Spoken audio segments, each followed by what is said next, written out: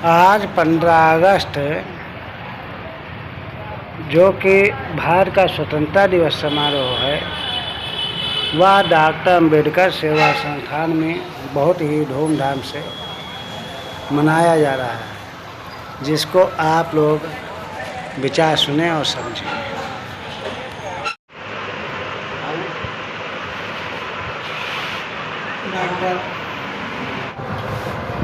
आज 15 अगस्त आज़ादी का दिवस है। आज के दिन हमारा भारत आज़ाद हुआ था। तो आज़ादी का शुभ मुहूर्त था। अंग्रेज जो यहाँ के जनरल थे वो 14 अगस्त को देश को आज़ाद करना चाहते थे, लेकिन हमारे यहाँ पुरोहित पंडा पुजारियों ने 14 अगस्त को अशुभ समझ करके वो दिन स्वतंत्रता न देने का विचार रखा। इस पर अंग्रेज़ों को बहुत आपत्ति भई। फिर उसके बाद में एक बीच का सॉल्यूशन निकाला गया कि 15 अगस्त और 14 अगस्त के बीच यानी मध्य रात 12 बजे देश को आज़ाद किया गया। तो हमारा देश 14 और 15 के बीच मध्य में, ठीक मध्य में आज़ाद हुआ। और उसी दिन रात को ही झंडारोहण हुआ और जवाहरलाल नेहरू ने भी उसमें भाषण और देश को बधाई दी। जब हमारा देश आज़ाद हुआ तब देश में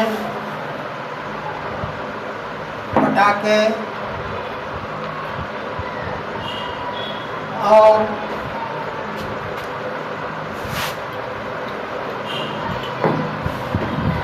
बौछार गोला बारूद गोला से और पटाखों से खुशियाँ मनाई जा रही थी।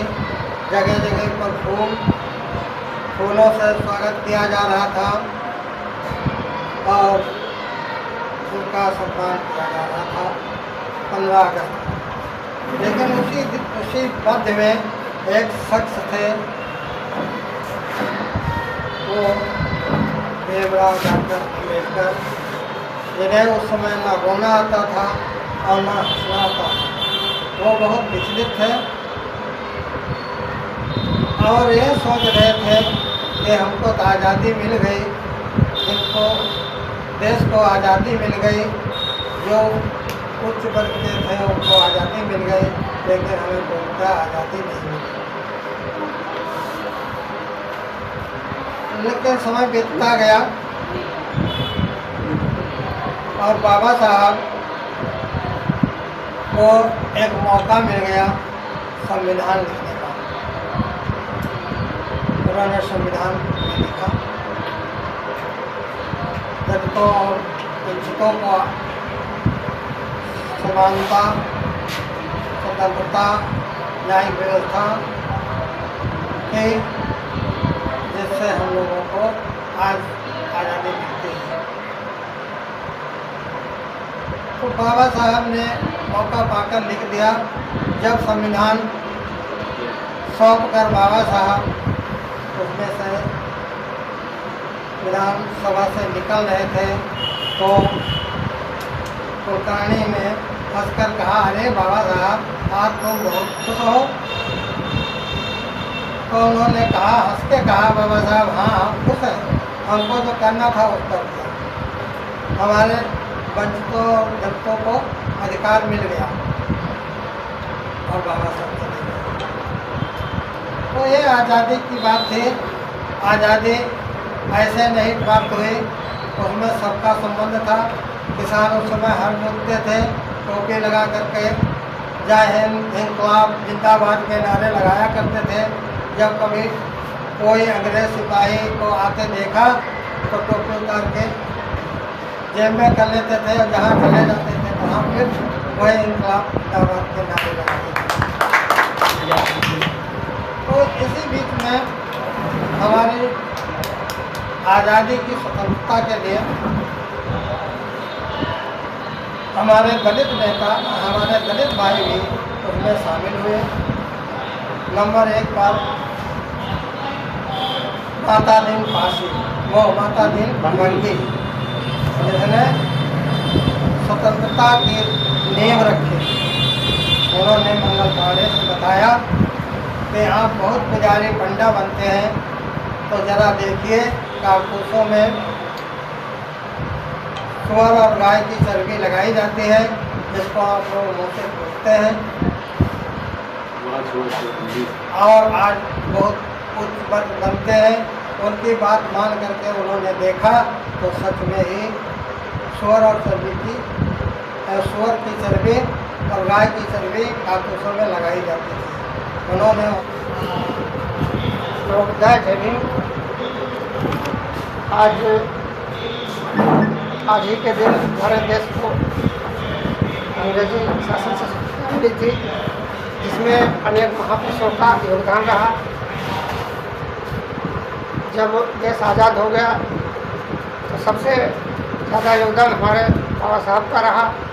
अगर संविधान न बनता तो ये जो आज स्थिति है वो शायद इसके कुछ अलग ही होती, लेकिन समय के हिसाब से अब कुछ चीज़ को नज़रअंदाज किया जा रहा है। हम तो बचपन सभी को मेरा जय भीम, नमो बुद्धाय। यदि ये आज़ादी मिली है तो बाबा साहब यदि ना होते तो आज हम लोग आज़ाद नहीं होते, लेकिन पूर्णतः आज़ादी अभी तक लोग ले नहीं पाए। देश तो आज़ाद हो गया है, लेकिन हमारे लोग अभी अपनी आज़ादी खुद नहीं ले पा रहे। क्योंकि जहाँ पर देखा जाए, अभी परसों की बात बता रहा हूँ, मेरे गांव में जो है ये रैली निकाली गई, तो वहाँ बच्चों से मैंने बुलवाया, जो है वो अपने मन से निकल गया, जब तक सूरज चांद रहेगा, बाबा साहब का नाम रहेगा।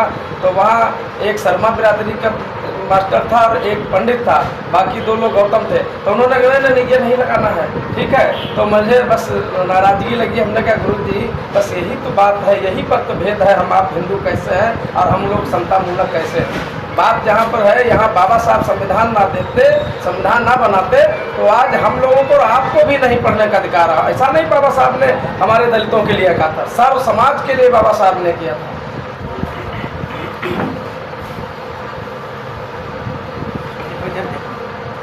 इस संस्था के हमारे कमेटी के कोषाध्यक्ष महोदय, मंत्री महोदय और उपाध्यक्ष महोदय और बौद्धिस्ट सोसाइटी ऑफ इंडिया अध्यक्ष हमारे डॉक्टर गौतम जी और हमारे भी जिला पंचायत फूलचंद चौधरी जी और आदरणीय मास्टर साहब बाबूराम गौतम जी और लेखपाल साहब, हमारे बीच चौधरी जी, हमारी संस्था के भी पदाधिकारी। आज 15 अगस्त पूरा राष्ट्र 79वां स्वतंत्रता दिवस के रूप में मनाया जा रहा है। आज के दिन मैं उन शहीद देश जवानों को और उन शहीद जो हमें आज़ादी दिलाई, उनको, जो हमारे समाज के हों चाहे जिस समाज के हों, जिन्होंने कठिनाइयों से जूझ करके अपनी माँ से बलिदान कर दिया, सीने पर गोली खाकर हमें आज़ादी दी, उनको मैं आज के दिन नमन करता हूँ। और बाबा साहब को बार बार नमन करता हूँ। देश की इस आधारशिला को रख करके एक संविधान अंगीकृत करके हमें सर्व समाज को एक संविधान दिया, जिसके आधार पर समता मूलक समाज और स्वतंत्रता कई उसमें अधिकार दिए हैं। उसके आधार अगर आज हमारे देश में बाबा साहब न पैदा हुए होते तो शायद हम लोग इस दशा में नहीं होते। पूर्वजों की क्या दशा थी, कैसे लोग पानी पीते थे, तब नाले और तालाब नदियाँ उनमें ही पानी पिया जाता था। आपको नल में पानी पीने का अधिकार नहीं था, कुआं में पानी पीने का अधिकार नहीं था। गंदा पानी आप हमारे पूर्वजों ने पिया, कैसे कैसे उन्होंने अपनी जीवन यापन किया। आज 78 साल हो गए इस रात को स्वतंत्र हुए। जगह जाना है। कौन कौन? शुभ अवसर पर यहाँ उपस्थित जनसमूह को हमारा काजल? जय हिंद। पढ़ा है का? ये आज जो स्वतंत्रता दिवस के पावन पर्व पर अरे सबसे ज़्यादा योगदान हमारे बाबा साहब का रहा, जिन्होंने समाज को आज़ादी दिलाई। आवाज़ खोल लीजिए। सर्वप्रथम तथागत गौतम बुद्ध बोधसत्व विश्वरत्न बाबा साहब डॉक्टर भीमराव अम्बेडकर के चरण कमलों में श्रद्धासुमन अर्पित करते हुए यहाँ पर अध्यक्षता कर रहे डॉक्टर साहब व संचालक रामकुमार गौतम जी व अन्य सभी लोगों को हमारी तरफ से नमो बुद्धाय, जय हिंद, जय भारत, जय संविधान। साथियों, हमने देखा है विशेष रूप से इस देश में जिस व्यक्ति ने आज़ादी की लड़ाई लड़ी है, आज हमारा 78 वर्ष पूरे होने के बाद में आज 19वां स्वतंत्रता दिवस समारोह मनाया जा रहा है। लेकिन हमको देखने को मिला है कि जो लोग, जिन महापुरुषों ने, जिन क्रांतिकारियों ने इस देश में स्वतंत्रता संग्राम के आंदोलन की लड़ाई लड़ी है, उन लोगों के नाम छिपाए जा रहे हैं और जो जिन लोगों ने लड़ाई नहीं लड़ी उन लोगों के नाम आगे बढ़ाए जा रहे हैं। तो अब इस कड़ी में मैं पहले ही बताऊंगा कि जो स्वतंत्रता संग्राम का लड़ाई शुरुआत हुई थी वो किससे हुई थी और उसका नाम क्यों नहीं आज तक दिया गया। यह एक यहाँ की दूसरी विचारधारा के लोगों की बात है। तो वो पहले जो श्रेय है हमारे महापुरुष आते हैं माता दीन भंगी, जिन्होंने जब इनसे बहुत भयंकर भेदभाव मंगल पांडे ने किया, तब मंगल पांडे से कहा कि तुम हमसे इतना भेदभाव करते हो और जो आप बंदूक की कारतूस गार्ड से खींचते हो उसमें गाय की चर्बी लग कर आती है और जिससे आप बहुत कुछ कहते हो। तो उस बात के ऊपर एक आग भड़क गई और उस आग के भड़कने में पहले नंबर में माता जी भंगी को ही हथियार उठाना पड़ा स्वतंत्रता संग्राम के आंदोलन से। तो स्वतंत्रता संग्राम जो सन 1857 की नींव थी वो माता जी भंगी के द्वारा डाली गई थी, ना कि मंगल पांडे के। और जबकि ये मनवादी मंगल पांडे को चिल्ला रहे। इसके साथ साथ में झांसी का युद्ध हमारी वीरांगना झलकारी बाई ने लड़ा था, ना कि रानी लक्ष्मीबाई, और उस युद्ध को विजय ले आया था। इन चीज़ों को ज़्यादा विस्तार में बोला जाए तो बहुत बड़ा हो जाएगा।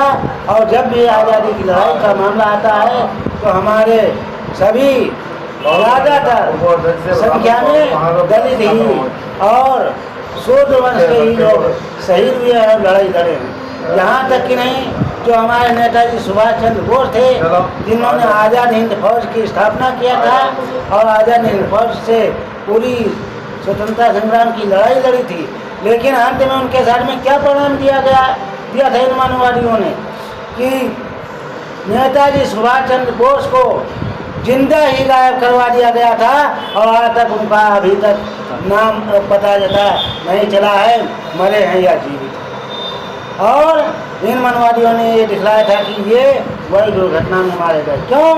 नेताजी सुभाष चंद्र बोस जी शूद्र वंश से आते थे, ओबीसी समाज कुर्मी वर्ग से, इसलिए नेताजी सुभाष चंद्र बोस के साथ में ऐसा हुआ था। तो यहाँ पे ये मनवादी विचारधारा के लोग जो जातवादी ब्राह्मण हुआ करते हैं, ये नहीं चाहते हैं कि SC ST OBC शूद्र वर्ग को न्याय मिले और उसका न्याय में जाए। जब स्वतंत्रता संग्राम सेनानियों की पेंशनों की बात आई तो पेंशन किनकी बनाई गई? जो जातवादी ब्राह्मण थे उन्हीं की पेंशन बनाई गई, वही स्वतंत्रता संग्राम सेनानी थे, जबकि वो कभी भी लड़ाई नहीं लड़े। अब आगे बात आती है संविधान की, तो संविधान सभा का गठन की बात मैं बताऊंगा। पहले संविधान सभा जब सन 1931 में पहला गोल में सम्मेलन हुआ तब बाबा साहब ने वहाँ अधिकारों की मांग किया था। और वो क्यों मांग किया था? क्योंकि 20 मार्च 1927 में महार तालाब के पानी पीने के लिए आंदोलन, सत्याग्रह, कालाराम नासिक मंदिर का सत्याग्रह, इन तरीके के अनेक कहानियों को देख करके बाबा साहब ने वहाँ पे अधिकारों की मांग किया था। फिर 1932 में इनके विरोध में इन मनवादियों ने षड्यंत्र रचा, तब पूना पैक्ट तैयार हुआ। और पूना पैक्ट 1932 में जब बाबा साहब ने पूना पैक्ट पे हस्ताक्षर करके एकता दिखलाई, तब अंग्रेजों ने संविधान मांगा। और जब संविधान मांगा तो संविधान को इनके माने हुए ब्राह्मणों के नेता बाल गंगाधर तिलक सबसे बड़े विद्वान माने जाते थे, तो 3 बार संविधान बना करके दिया, लेकिन अंग्रेजों ने वो संविधान को कैंसिल करते रहे, कहा इस संविधान से देश नहीं चलने वाला। तब संविधान सभा का गठन हुआ। उस संविधान सभा के गठन में बाबा साहब को रखा नहीं गया। ये जुलाई 1946 में संविधान सभा का गठन किया गया और 9 दिसंबर 1946 में संविधान की पहली बैठक हुई। वो संविधान की बैठक में के बाद में 13 दिसंबर 1946 को पंडित जवाहरलाल नेहरू ने संविधान की प्रस्तावना या भूमिका कहें उसको तैयार किया, लेकिन संविधान का कार्य कोई भी अनुच्छेद आगे न बढ़ सका। उसके उपरांत आज़ादी मिलने के बाद में 29 अगस्त 1947 को बाबा साहब को संविधान सभा में जाने का मौका मिला। कब? ये मनवादी ब्राह्मण लोग सोचते थे कि डॉक्टर अम्बेडकर संविधान न लिखने पाए, तब ये जो बाबा साहब के बराबरी के विद्वान कहे जाते थे, लेकिन बाबा साहब के इतना ज्ञान नहीं था। वो 6 विद्वान थे विश्व में, तो उनमें ये अब्राहम लिंकन जो कि USA के राष्ट्रपति कभी हुए, इनके पास में ये मनवादी गए। इन्होंने जब मना कर दिया तो लॉर्ड सिडेनहम, वो भी बाबा साहब के बराबर के विद्वान थे, उनके पास में गए, उन्होंने भी मना कर दिया। तब बाबा साहब को अंत में 29 अगस्त 1947 को संविधान सभा में दिया, शामिल किया। उस दिन से बाबा साहब संविधान प्रारूप का कार्य करना शुरू कर दिया और प्रारूप समिति का बाबा साहब को अध्यक्ष बनाया। और उस प्रारूप को 389 लोग जो संविधान सभा के थे वो जांच करते थे जब वो पास करते थे, और उनमें से मुख्य रूप से सबसे ज़्यादा ब्राह्मण ही थे, जो कि जिनकी संख्या 200 के ऊपर थी। तो उस प्रारूप को बाबा साहब ने संविधान का प्रारूप मात्र 2 वर्ष 2 माह और 29 दिन में तैयार किया था ना, जो कि आज संविधान निर्माण का समय जो 2 वर्ष 11 माह 18 दिन का दर्शाया जा रहा है, वो 2 वर्ष 11 माह 18 दिन का समय बाबा साहब को न मिल करके बाबा साहब को संविधान तैयार करने का समय मात्र 2 वर्ष 2 माह और 29 दिन का ही दिया गया था। और इस चीज़ को आप प्रमाण के साथ में देख सकते हैं। जब 29 अगस्त 1947 से 26 नवंबर 1949 तक का समय आप जोड़ सकते हैं, और बाबा साहब ने संविधान तैयार करके 26 नवंबर 1949 को पूरी संविधान सभा को समापित कर दिया, जो कि 26 जनवरी 1950 को लागू किया गया। साथियों, मैं ज़्यादा न जा करके अपनी बारी को इसी जगह पर विराम देता हूँ। नमो बुद्धाय, जय हिंद, जय भारत। लेकिन एक बात मैं जरूर कहूँगा कि देश का नाम भारत और इंडिया 2 रूपों में लिया जा रहा है। अगर देश का नाम कोई तीसरा हिंदुस्तान या जय हिंद का प्रचार करता है तो वो पक्का देशद्रोही है। इसके खिलाफ देशद्रोही का मुकदमा जरूर होना चाहिए। करने के लिए उन्होंने जो हमको भारतीय संविधान दिया है, अधिकार दिए हैं, जो मौलिक अधिकार हमारे पास है, जो समानता का अधिकार है अनुच्छेद 13 में, क्या हमको वास्तविकता में क्या समानता का अधिकार है? हमारे ऊंचे पदों पे लोग हैं, वहाँ पे भी दबे पिछले टाइप के रहते हैं। और जो हमारे जो क्षेत्र में अभी जो सरकार की मंशा के अनुरूप जो समाज में इस समय घटित हो रहा है, तो हमारे समाज के ये लोग मारे पीटे जा रहे हैं, उनके साथ भेदभाव हो रहा है। तो आज हम लोग प्रण लें कि जो हमारे समाज के पढ़े लिखे या जो समझदार लोग हैं, चाहे वो अनपढ़ भले हों, लेकिन जो समझदार लोग हैं, सामाजिक जिनको ज्ञान है, वो उनकी जिम्मेदारी है कि हमारे जो कहीं भी अगर कोई उत्पीड़न होता है तो हम उनकी सुरक्षा करें, उनके हक और अधिकार लड़ने के लिए एकजुट रहें। का दिवस मनाया जा रहा है, तो सभी को शुभकामनाएँ, सभी को बधाई हो। और इसमें सर्वप्रथम तथा गणदूत को नमन करते हैं सम्राट छत्रपति साहू जी महाराज, फुले राव जी, सावित्री बाई, फातिमा शेख, उस्मान खान, अहिल्याबाई होलकर, लक्ष्मीबाई, दुर्गा देवी, ये बाबा साहेब को देवी पेरियार जी, संत गाडगे साहब, गुरु नानक जी, संत रविदास जी, अन्य सभी महापुरुषों को नमन करते हैं। यहाँ जो पंचासीन सभी लोग, सभी भाइयों बहनों, मित्रों, आज ये जो आज़ादी का 19वां वर्ष, 19वां मतलब एक का 19वां वर्ष है और 78 वर्ष गांठ पूरी पूरे 78। तो ये देखिए, आदमी की जो ज़िंदगी है वो 50 साल, 60 साल, 70 साल मर जाता है, लेकिन ये जो आज़ादी मिली है, आज भी हम लोग आज़ाद नहीं हैं, आज भी आज़ाद नहीं है। और वो जो आज़ादी बरकरार रही, हमारे पूर्ववक्ता लोगों ने बहुत बढ़िया कहा है, जैसे जी ने भी कहा है और किया, तो क्या कहते हैं, वकील साहब ने कहा है, लेखपाल जी ने, डॉक्टर साहब ने भी कहा है, जोगी साहब ने भी कहा है कि जो आज़ादी, अगर ये पंखा जो है, इसमें अगर हम इसको रेगुलेटर को कम कर दें तो इसकी स्पीड नहीं रहेगी, चलेगा लेकिन हवा नहीं रहेगी, वो स्थिति लोगों ने कर दी है।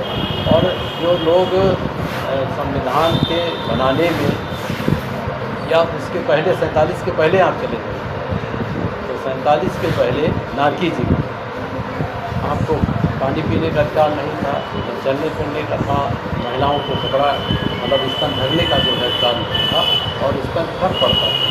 जो दलित का जो क्या कहते हैं कि दलित लोग जो है, वैसे ही जैसे आपका जो है रथ यात्रा निकलती थी और गंगा प्रवाह, उसमें पहला पुत्र जो है दान के रूप में कहते थे कि उसको कर दीजिए, और वो तो देखिए कितना किस तरीके से धार्मिक और उस तरीके से उन्मूलन हुआ। सती प्रथा होती थी, महिला को जो है अपने मृतक मतलब जो है पति के शव के साथ ही जिंदा जला दिया जाता।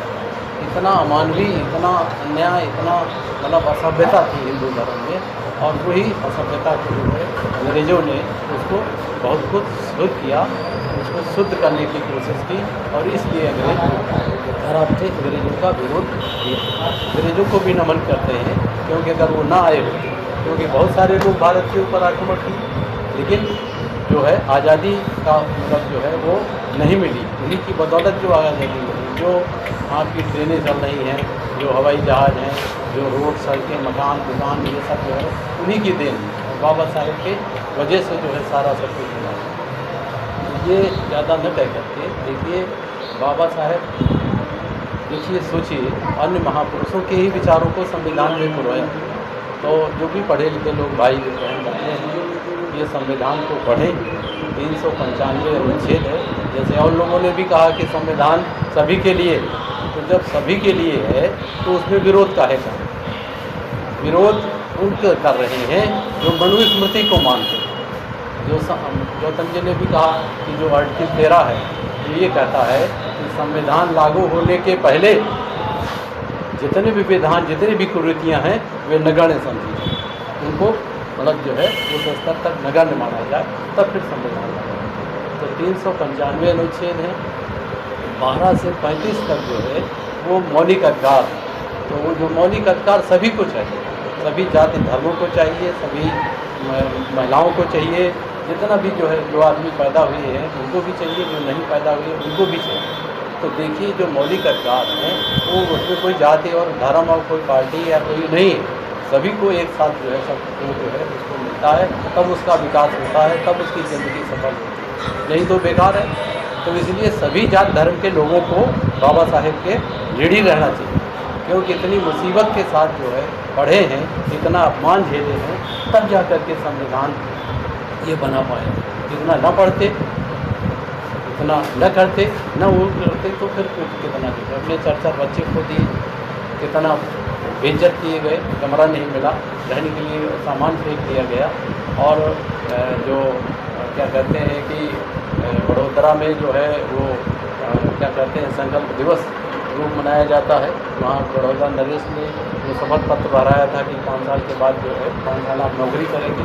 तो देखिए कितना आज भी देख लीजिए, ऐसा नहीं ये पानी भरा है, बिना बल से नहीं भरा है। तो आज जो आपके साथ कितनी बेइज्जती होती है, महिलाओं के साथ बेइज्जती होती है, आपके साथ मतलब जो है जातिवाद होता है। तो संविधान में भंगी से लेकर के ब्राह्मण तक, भंगी से लेकर